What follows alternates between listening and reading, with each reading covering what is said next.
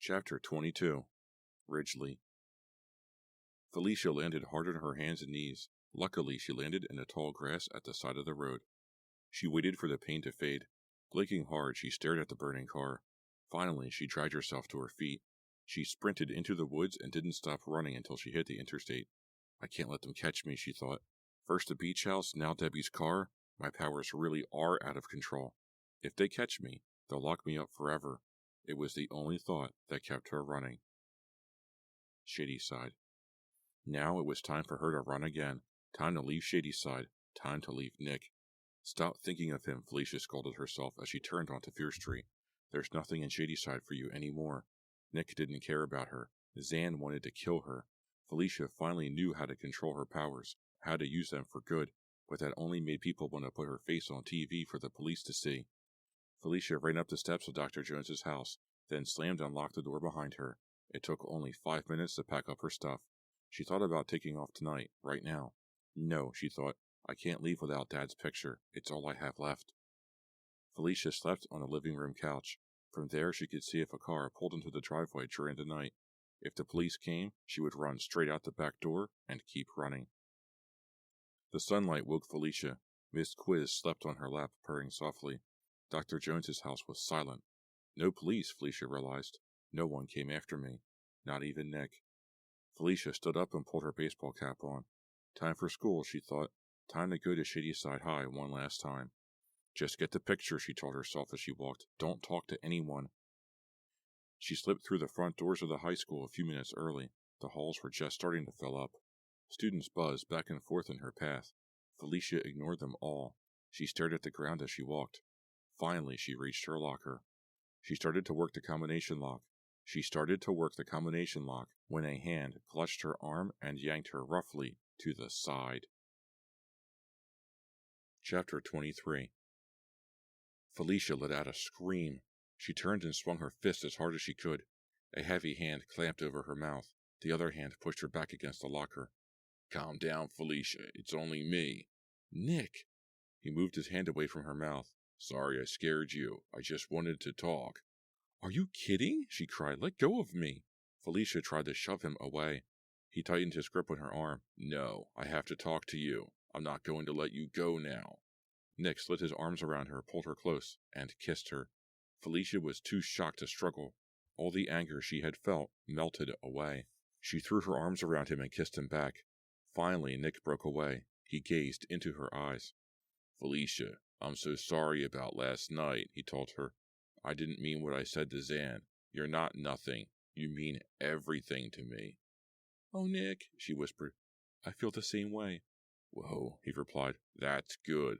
Nick, there's something If it's Zan you're worried about, don't, he said quickly. She and I had a long talk last night. She promised to see us shrink, Felicia. She promised never to hurt you again. You're safe. Did you break up with her? Felicia asked. Nick's eyes darted away, and Felicia knew immediately that Nick had not. Nick? I couldn't do it, okay? He cried. So much happened last night, and she promised so much. She really wants to change, Felicia. I couldn't hurt her anymore. Felicia scowled. Unbelievable, she thought. Nick is trying to keep us both at the same time. For one brief moment when Nick had kissed her, she thought she might still have a future in Shadyside, but not now. Felicia, Nick pleaded. I still want us to be together. No, Nick, she replied firmly. It's too late. I can't be with you as long as Zan is around. So today I'm going... A shrill screech cut off Felicia's words. She spun around and froze. Zan came charging down the hall toward Felicia, a knife raised in her hand. Chapter 24. Felicia heard other kids scream. Kids were running in all directions, a blur of panic. But Felicia couldn't drag her eyes away from the knife. Nick jumped in front of Zan and raised his hands. Zan, he cried, what are you? He shrieked in pain as Zan whipped the knife across his outstretched hands. Felicia watched the razor-sharp edge biting into his left palm. Nick fell back, clutching the hand to his chest. Blood leaked through his fingers in small rivers. Nick! Felicia cried. She heard more screams. Someone yelling for the principal. Zan tackled her. She grabbed Felicia, spinning her around and yanking her head back by her hair. Felicia's baseball cap flew to the floor. She threw her hands up to protect her throat from the knife. Zan hacked at Felicia's fists. Felicia yelped when the blade bit into her right arm. Zan placed the blade against her throat. "Don't you dare do that again," she snarled. "Zan, let her go," Nick screamed, gripping his bloody hand. "You promised." Zan laughed. "Are you kidding, Nick? I was lying. The way you do, both of you. How long have you been going behind my back, Nick? Since the day she hitched into town?" "It doesn't matter what I do," Nick replied. "You only want to hurt people. If it wasn't Felicia, it would be someone else. You need help." "At least I never lie," Zan growled. "What about Doug Gaynor?" Felicia blurted out. "You lied about killing him." "Who told you that?" Zan screamed. The knife point scraped against Felicia's throat. "Who?" Zan repeated.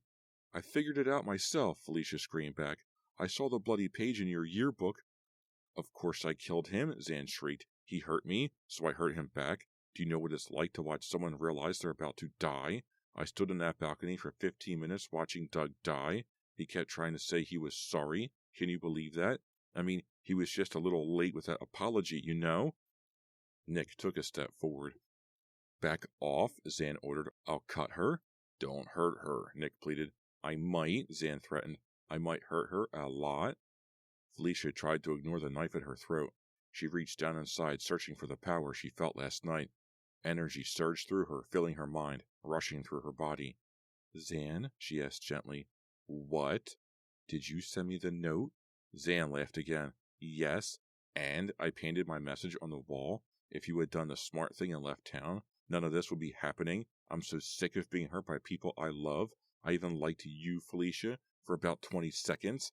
Then I saw the way you stared at Nick, and I knew you had to die. So get ready." Zan snarled and raised the knife again. Felicia unleashed the power, throwing everything she had at Zan. The plate glass windows up and down the hallway exploded inward in a terrifying spray of razor-sharp glass. Lockers rattled on their hinges, threatening to tear loose from the wall. "What are you doing?" Zan demanded. "What is this?" "This is the real me," Felicia declared. Zan's face twisted. Bye-bye, Runaway," she grunted. The point of the knife pierced Felicia's throat. Now or never, Felicia thought. The power surged, aimed like a laser beam, directly at the knife point. The sharp tip curled backwards, tucking under itself. Felicia pushed with all her might, screaming as the blade rolled up. The steel squealed in protest. Zan gasped at the curled weapon in her hand. Before Zan could recover her senses, Felicia lashed out again. She formed a picture in her mind and made it come true. Zan screamed as Felicia's power lifted her into the air. Felicia scrambled up, staggered to the wall, and faced her. Zan hung several feet off the ground, her feet and arms pinwheeling crazily. "What are you doing?" Zan screamed. "You're some kind of freak?" Felicia replied by hurling Zan backward. Zan slammed into a bank of lockers and hung there, suspended 3 feet off the ground. "I'll kill you, you freak!" Zan roared. "Let me down." "Hold her," Felicia ordered. Nick ran forward and struggled to grab Zan. His injured hands left a trail of blood on the floor. 2 boys rushed forward to help Nick hold Zan's arms, pressing her against the lockers until help could arrive. Felicia felt her power start to trickle out of her. She stopped concentrating, and the power faded away. Zan slid down the wall to the floor. The boys held her down. She screamed threats, but Felicia hardly heard them. Her mind whirled. She gazed down at the knife on the floor. "I saved myself with my mind," Felicia thought numbly. She could control the power. The fire at the hamburger restaurant tested it. The knife proved it. Felicia touched the wound on her neck. Her fingers came away red with blood, but the cut wasn't bad. The one on her forearm was worse. Her sleeve was soaked with blood. Loud voices down the hall reminded Felicia that the police were probably coming for Zan. Time to go, she thought. Get what you came for and run. Felicia ran to her locker and spun the combination. She yanked down her father's picture and slid it inside her jacket pocket. She gave her locker a quick once-over and decided there was nothing from her days at Shadyside High that she wanted to keep. As the principal and several teachers jogged down the hall toward Zan, Felicia grabbed up her baseball cap. She pulled it low over her face and sprinted for the front doors. It's over, she thought. I'm leaving Shadyside forever. Felicia never thought she could be so happy to see Fear Street. Dr. Jones's house looked quiet and safe, especially after what happened at school. She jogged across the front lawn, checking the handkerchief she had tied around the cut in her forearm. The bleeding had almost stopped. All the running probably didn't help, but she had no choice. She had to get out of Shadyside before the police found out where she was staying. Felicia flung open the door and hurried inside. This is it, she thought. Follow your plan, Felicia. Grab your backpack, dump some food for Miss Quiz, and get out. Felicia knew the cat would be okay. Dr. Jones wasn't due back for weeks, but Bobby, the college kid who was supposed to watch Miss Quiz, would be back any day. Still, it was hard to leave the cat behind. As Felicia pulled the front door closed, she could hear her meowing inside. Felicia dug in her jeans pocket for the key to lock the door. She planned to leave that in the mailbox for Bobby. One of the boards on the porch creaked. Felicia froze. Why would the wood creak, unless someone stepped on it? Someone grabbed her arm. Felicia screamed. Zan. Zan had escaped and come after her. Felicia twisted away and prepared to defend herself. Chapter 25. Debbie, Felicia exclaimed, what are you doing here? Felicia dropped her backpack onto the porch and threw her arms around her old friend. Debbie pushed her away. Felicia stumbled backward and stared at her in surprise. Then she noticed the expression on Debbie's face. Debbie, what's wrong? Felicia whispered. Why are you here? Did something happen to Aunt Margaret? Guess what I saw on the news last night, Debbie replied. Some grease pit burned to the ground in a town called Shadyside, but one brave girl risked her life to rescue her co-workers and customers. Felicia stiffened. The fire. She had made the news after all. The weird thing, Debbie continued, is the way the brave girl fought the flames. No one could really explain it, and of course, the brave girl couldn't be reached for comment. One witness said it was as if she willed the flames back. Debbie's eyes were filled with malice. You couldn't resist it, could you? She asked. You had to be the great American heroine. Well, now everyone knows who you are, Felicia. Everyone knows about your precious powers. Debbie, Felicia stammered, what's going on? Why are you saying these things? Because it makes me sick, Debbie snapped. You can't even disappear without messing it up. Everyone wants to hunt you down, Felicia. All I can say is, I'm glad I found you first. Why? Felicia demanded. Debbie's mouth twisted into a sneer. Because I'm going to kill you, and this time I'm going to do it right. Chapter 26. Kill me? Felicia choked out. Why? She retreated until her shoulders bumped the front door. She had nowhere else to go. Because I thought you were dead already, Debbie explained angrily. But I messed up. I thought you were in my car when it exploded. Felicia's mind whirled. That's impossible. How could you know my powers were going to fly out of control and blow up your car? They didn't, Debbie growled. In fact, they probably saved you. No flames burned you. No chunks of steel ripped you apart. When you landed, nothing was broken. Anyone else would have been cut in half by that explosion. Then how did the car explode? Felicia asked weakly. Debbie narrowed her eyes at Felicia. I did that. I made it explode. You're so wrapped up in yourself that you never figured out that I have telekinetic powers too. I have always had them, and mine are even greater than the great Felicia's. Felicia felt numb. She didn't understand what Debbie was telling her. Debbie did have powers? That's why she stayed at the Ridgely lab for so long, Felicia realized. Don't look so shocked, Debbie snapped. I was always a better liar than you. I had enough sense not to let the whole world know about my powers. All you could do was whine about how the power was ruining your life. Felicia began moving slowly along the front wall of the house. I don't care if you have powers, she said. I never cared. You were the one who seemed so jealous. I'm not jealous of you, Debbie replied. Your powers are nothing, but you were too much of a risk after the beach house. I couldn't let anyone find out the truth about what happened. I lied. I never talked to the cops that night. Neither did Dr. Shanks. But I couldn't take the chance that you might tell them later on. Little Miss Guilty Conscience and all. Debbie, I don't get it, Felicia pleaded. What are you talking about? I loved Andy Murray, Debbie cried. You were so into your miserable life at Ridgely that you never knew. I thought he cared about me, too. But he didn't know I was alive. I couldn't get him away from Christy. He just walked away from me. But my plan was perfect. Neither of them escaped. Plan? Felicia choked out. Andy and Christy went to that old beach house all the time. It was her favorite spot. They always thought they were alone, but I watched them.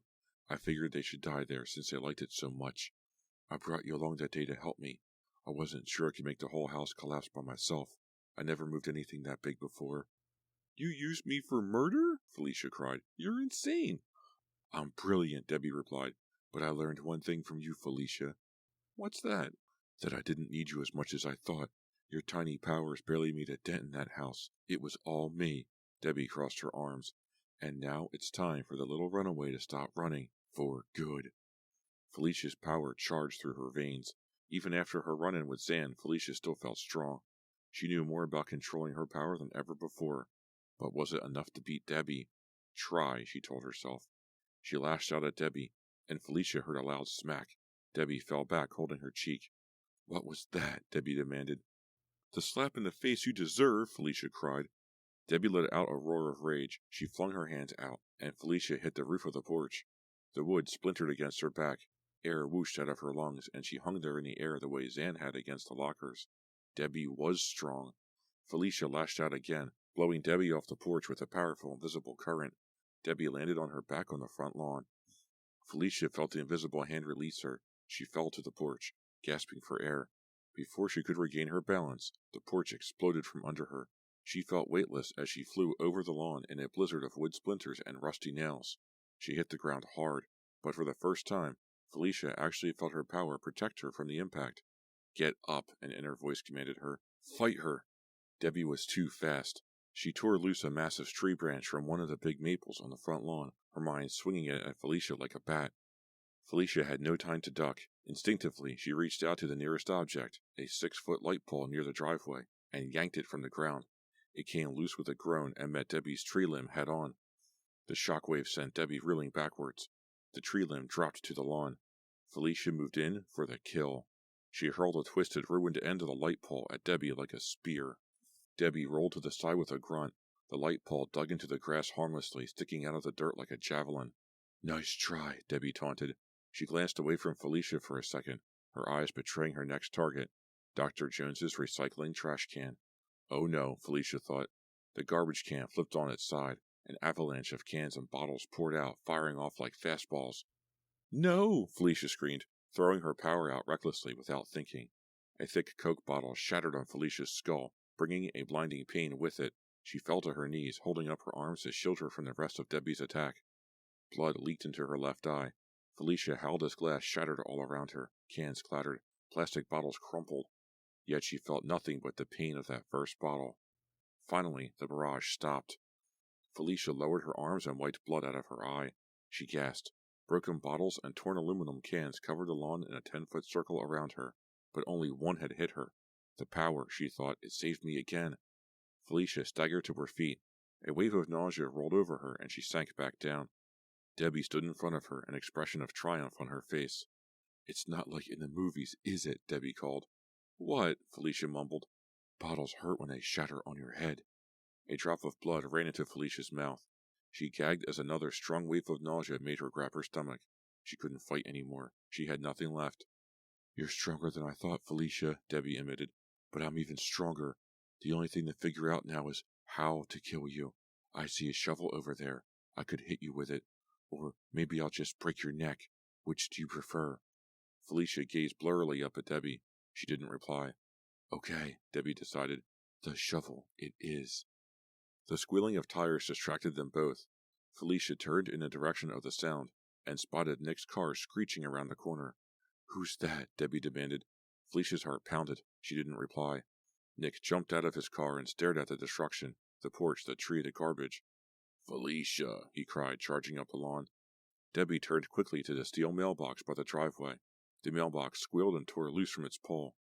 No, Felicia screamed, watching it fly at Nick's head. She reached down inside her and threw all her rage, all her fear, and all her frustration outward. Felicia flung her hands toward Debbie as if passing a basketball. The power flowed out, but this was something different. Felicia aimed this last bit of her power not at a tree or a bottle, but at Debbie's mind itself.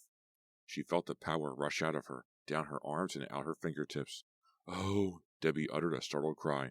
Her head jerked back as if struck. Her arms went limp at her sides. Her jaw hung open. Debbie's eyes rolled back into her skull, showing only dull, bloodshot whites. A thin trickle of blood dribbled from Debbie's ears. Debbie swayed for several seconds, her face blank, her mouth hanging open.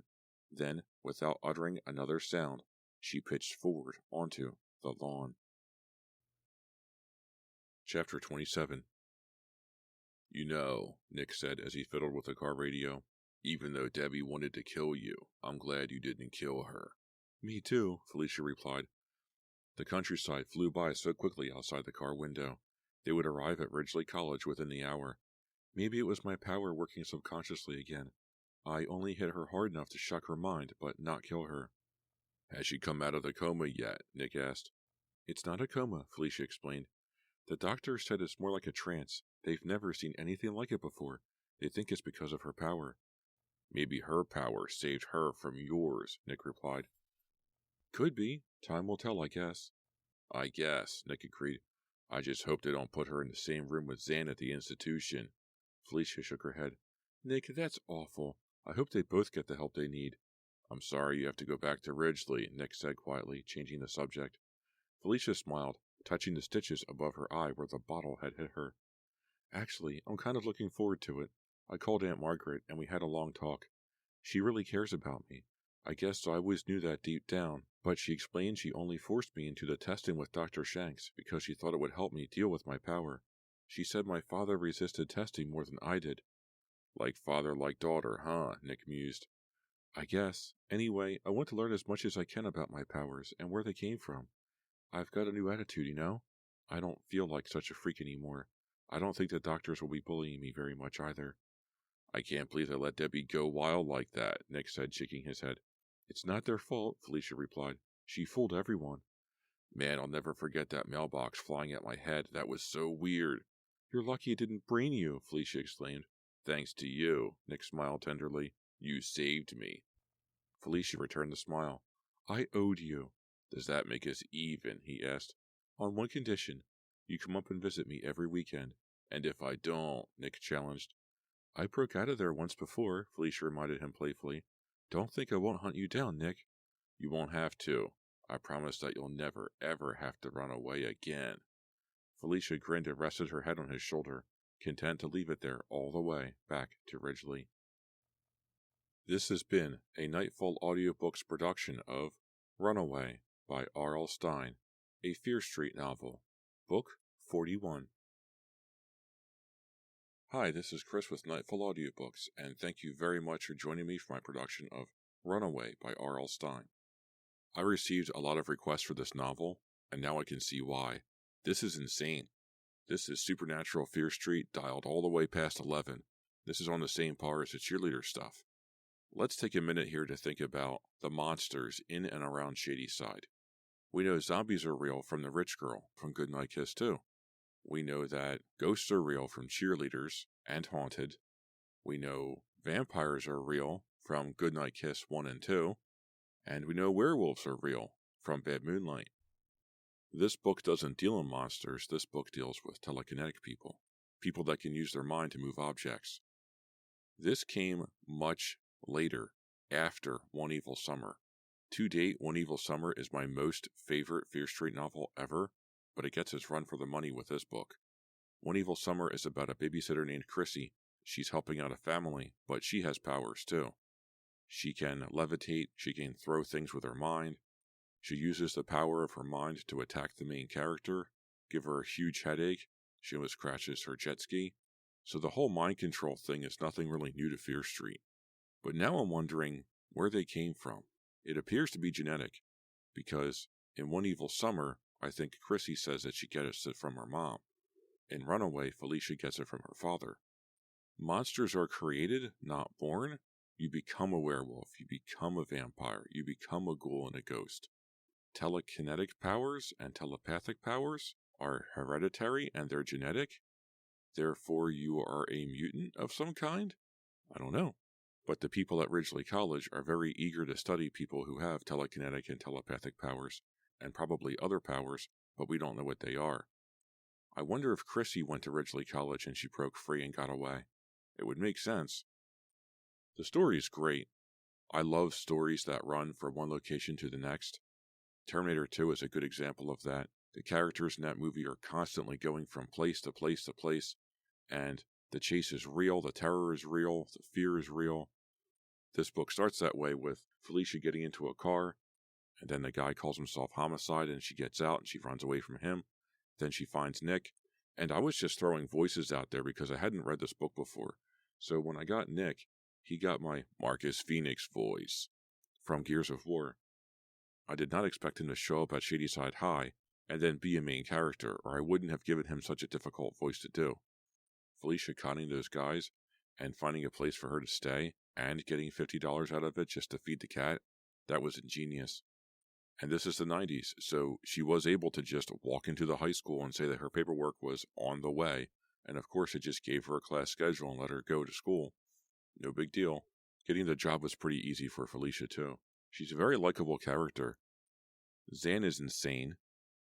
Zan flat out killed Doug, and she tried to kill Felicia just out of straight jealousy. And that's the same motivation that Debbie had too. Debbie liked Andy. Andy didn't pay attention to her. He was messing around with Christy instead. Debbie got jealous, and then she tried to kill Felicia. I knew that was the case going into that. After the house fell down in Ridgely, and Debbie goes to Felicia's house, and she's like, hey, I just talked to the police. You don't talk to them. Just grab your stuff. Don't leave a note. Just go. Here, even take my car. That just screams setup. I was right, too, because at the end there, Debbie goes, I loved Andy, or at least I think I did, and I'm going to try to kill you because you definitely killed him. I don't understand that because Debbie used Felicia as a scapegoat to kill Andy and Christy, so then she comes back at the end there to finish the job and kill Felicia to tie up all the loose ends. Overall, it's a really good story. This story fires very, very well. If you want an introduction to Fear Street, this should be on your shelf. I have 2 copies of this novel, like I mentioned before, because one got lost in the mail when I ordered it from 8 Books, then I finally got it way after I ordered the second copy. This should be on every Fear Street collector's shelf. This is fantastic. 10 out of 10. Well done, R.L. Stine. This is great. You did a really good job on this novel. Thank you so much to everyone who recommended that I read it, because, man, I can see why. Everyone said Runaway, do Runaway, do Runaway. Well, I did, and I can understand. Thank you again for the recommendation. What should I read next? I don't know. Send me an email, nightfallaudiobooks@gmail.com. I'm also at home right here on YouTube at Nightfall Audiobooks.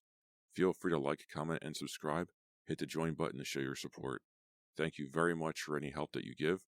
It's greatly, greatly appreciated. I also have a Patreon page, patreon.com/nightfallaudiobooks. So tell your friends, tell your mom, tell whoever you think would like to listen to me tell them tales from R.L. Stine. Thank you very much for listening, and I'll see you next time.